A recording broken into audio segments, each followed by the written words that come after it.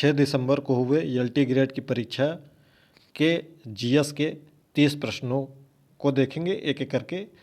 सीधा आंसर आपको बताएंगे, आप इससे टिक कर सकते हैं। साथ ही साथ जिनका आगे आने वाली परीक्षा है वह भी इसको देख सकते हैं। पहला प्रश्न है, भारत के सकल घरेलू उत्पादित जीडीपी में वर्तमान वर्षों में सबसे अधिक अंशदाता कौन है? तो सबसे अधिक अंशदाता सेवा क्षेत्र है, जिसमें 53% सबसे ज़्यादा है। ठीक है, अगला प्रश्न है, अल्ट्रासोनिक तरंगों की आवृत्ति कितनी होती है? तो अल्ट्रासोनिक तरंगों की जो आवृत्ति होती है वह 20,000 हर्ट्ज से अधिक होती है, यानी कि 20 ही है। तीसरा प्रश्न है जो कि जनजाति से संबंधित है, तो यह जो जनजाति है मसाई, जो कि पूर्वी अफ्रीका में है, माओरी जो आपका न्यूजीलैंड में है। ठीक है, तो इससे आप जब विकल्प मिलाएंगे तो इससे आपका विकल्प नंबर 4 बनेगा। मसाई अफ्रीका, माओरी जो आपके न्यूजीलैंड में है, ये जनजाति पाई जाती है। तो आपका विकल्प नंबर डी हो जाएगा इसमें। ठीक है, इसके बाद आगे बढ़ते हैं। प्रसिद्ध दूध सागर प्रपात किस नदी पर है? तो प्रसिद्ध दूध सागर प्रपात जो है वह कि मंडोवी नदी पर है, जो कि गोवा में स्थित है। किस फसल को फसलों का ऊँट के नाम से जाना जाता है? तो फसलों का ऊँट के नाम से जाना जाता है ज्वार, जो कि सोरगम के नाम से जाना जाता है, जिसको हम। अगला प्रश्न है, निम्नलिखित में से किस आधार पर जैव विविधता हॉटस्पॉट परिभाषित किए जाते हैं? तो यह हॉटस्पॉट जो परिभाषित किए जाते हैं वह वनस्पति से। अगला प्रश्न है, निम्नलिखित सूची फर्स्ट को सेकंड से मिलाइए। तो इसमें आपका विकल्प नंबर ए सही होगा। विकल्प नंबर ए सही होगा, जो कि आपका पहला का दूसरा होगा, स्तनपान का बढ़ावा। ठीक है, तो इसी से आपका विकल्प मिल जाएगा। अगला प्रश्न है, भारत में सर्व शिक्षा अभियान कब प्रारंभ किया गया, यानी कि यस से? तो 2001 में। अगला प्रश्न है, किसी व्यक्ति की स्वतंत्रता को सुरक्षित रखने के लिए उच्च न्यायालय द्वारा निम्नलिखित में से कौन सी रिट जारी की जाती है? तो बंदी प्रत्यक्षीकरण। बंदी प्रत्यक्षीकरण यह रिट जारी की जाती है। अगला प्रश्न है, निम्नलिखित नीचे दी गई फसलों में से कौन सी फसल मोटा अनाज नहीं है? तो मक्का, ज्वार, बाजरा ये मोटे अनाज है। गेहूं जो कि आपका खाद्यान्न फसल में आता है, यह विकल्प सही हो। अगला है, जून 2025 में किस देश ने अपने 2 बच्चों की नीति को समाप्त कर दिया था? तो वियतनाम ने। ठीक है, वियतनाम ने 2 बच्चों की नीति को समाप्त कर दिया था। अगला प्रश्न आपका अनुच्छेद से संबंधित है। तो 51 का आप जानते हैं कि मूल कर्तव्य से आता है। अनुच्छेद 14 में आएंगे तो अनुच्छेद 14 जो आपका विधि के समक्ष समता है। तो इसको दो जब मैच करेंगे आप, तो आपका विकल्प नंबर ए निकल कर आएगा। इसमें भी चौथा भी है, लेकिन सी में जब हम आएंगे तो सी का तीसरा हो जाएगा। ठीक है, अस्पृश्यता का अंत अनुच्छेद 17 में है और 18 में आपका उपाधियों का अंत है। तो ये विकल्प नंबर ए सही हो जाएगा। अगला प्रश्न है, डूरंड कप किस खेल से संबंधित है? तो डूरंड कप आपका फुटबॉल से संबंधित है। अगला प्रश्न है, फतेहपुर सीकरी में सम्राट अकबर द्वारा कौन सी इमारत निर्मित कराई गई? तो कौन सी इमारत निर्मित कराई गई थी? वह पंचमहल है। अगला प्रश्न है, ऑनलाइन गेमिंग द्वारा संवर्धन और विनियमन से जुड़े विधेयक के दौरान सरकार ने खुलासा किया कि लोग हर साल करीब 20,000 करोड़ गंवा रहे हैं। लोकसभा में यह बिल कब पेश किया गया? तो यह बिल लोकसभा में आपका 20 अगस्त 2025 को पेश किया गया। अगला प्रश्न है, ये क्रांति से संबंधित है और उत्पादन से संबंधित है। तो श्वेत आपका दूध उत्पादन है, आपका नीली क्रांति आपका मत्स्य से संबंधित है। तो विकल्प नंबर इसमें डी सही हो जाएगा।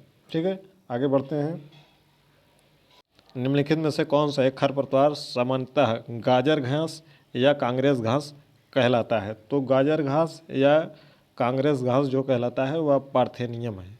ठीक है, अगला प्रश्न है, किस राजनेता ने बिहार में पिछड़ों वर्गों के आरक्षण का मुद्दा सर्वप्रथम जोरों से उठाया था? तो कर्पूरी ठाकुर ने। अगला प्रश्न 19वें प्रश्न पर चलते हैं। निम्नलिखित में से किस नेता ने स्थानीय स्वायत्त संस्थाओं का विरोध किया था। तो स्थानीय स्वायत्त संस्थानों का विरोध डॉक्टर अंबेडकर ने किया था। तो विकल्प नंबर ए सही हो जाएगा 19 में। 20 में चलते हैं।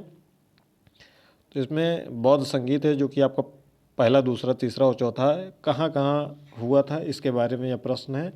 तो इसमें जो आपका पहला है वह राजगृह में हुआ था।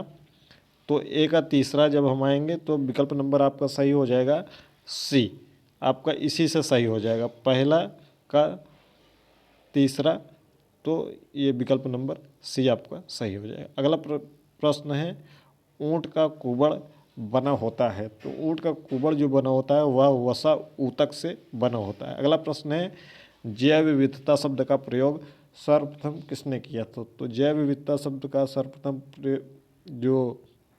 सर्वप्रथम दिया था शब्द वाल्टर जी रोसेन ने 1985 में दिया था। वाल्टर जी रोसेन ने दिया था। अगला प्रश्न है षष्ठभुज में विकर्णों की संख्या है।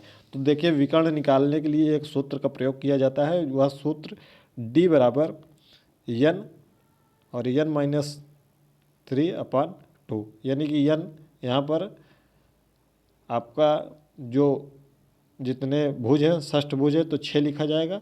तो 6/2 इसको हल करेंगे जब, तो ये हो गया 6 × 6 में 3 गया 3/2, 6 त्रिक 18, 18/2। तो 18/2 को जब हल करेंगे तो कितना हो जाएगा 9 हो जाएगा।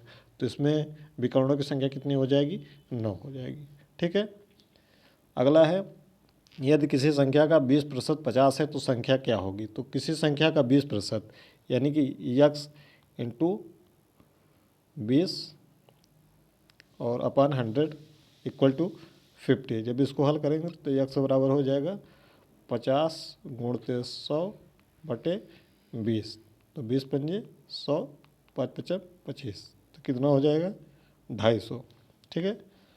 तो आंसर कितना हो जाएगा 250, 24 का। बहुत इजी प्रश्न है। अगला प्रश्न है बम्बई में अखिल भारतीय कांग्रेस कमेटी की बैठक कब हुई जिसमें प्रसिद्ध भारत छोड़ो प्रस्ताव स्वीकार किया गया। यह प्रस्ताव स्वीकार किया गया था 8 अगस्त 1942 को। अगला प्रश्न है यदि दो संख्याओं का लासा 2079 में मासा 27 है तो एक संख्या कितनी होगी। तो सूत्र है कि लासा गुणते मासा बराबर पहली संख्या गुणते दूसरी संख्या। तो आप रखेंगे तो 189 गुणते दूसरी संख्या बराबर 2079 गुणते 27। तो जब इसको हम इधर ले आएंगे तो ये हो जाएगा अपान में चला जाएगा 189, इसको हल करेंगे तो 297 आंसर आएगा आपका, 297 आंसर आएगा। ठीक है। अगला प्रश्न है निम्न में से कौन सी धातु साधारण ताप पर जल से अभिक्रिया करती है। तो जल से अभिक्रिया कौन सी धातु करती है, यह आंसर हो जाएगा सोडियम। अगला प्रश्न है भारत में 2024 के लोकसभा चुनाव कितने चरण में हुए। तो सभी को पता होगा कि 7 फेज में हुए थे, 19 अप्रैल से 1 जून को। अगला प्रश्न है निम्नलिखित अधिनियमों पर विचार कीजिए, इन्हें सही कालानुक्रम में व्यवस्थित कीजिए। तो चलिए एक एक करके इनका सन देख लेते हैं। तो सबसे पहले आपका रेगुलेटिंग अधिनियम जो है वह 1773 से। तो ठीक है। तो सबसे पहले 1773, तो इसमें 3 विकल्प हैं। फिर उसके बाद चलते हैं क्विट इंडिया का एक्ट, ये 1784 में। तो दूसरा आ जाएगा उसके बाद, यानी कि आपका विकल्प नंबर सी सही हो जाएगा। उसके बाद पहला चार्टर अधिनियम वह आया था 1793 से शुरू हुआ था। चार्टर अधिनियम कई आए थे। उसके बाद आपका भारतीय परिषद अधिनियम ये 1861 में आया था। ठीक है। अगला अंतिम प्रश्न है निम्नलिखित में से कौन से राज्य में सर्दी के महीनों में बाढ़ आती है। तो सर्दी के महीनों में तमिलनाडु में उत्तर पूर्वी मानसून की वजह से यह बाढ़ आती है। तो यह पेपर है LT ग्रेड का 6 दिसंबर को संपन्न हुई परीक्षा का, जिसमें GS यानी कि सामान्य अध्ययन के 30 प्रश्नों का हमने पूरा सलूशन बता दिया है। आप अपने उत्तर कमेंट करके बताइएगा 30 प्रश्नों में से आपके कितने प्रश्न सही हो रहे हैं।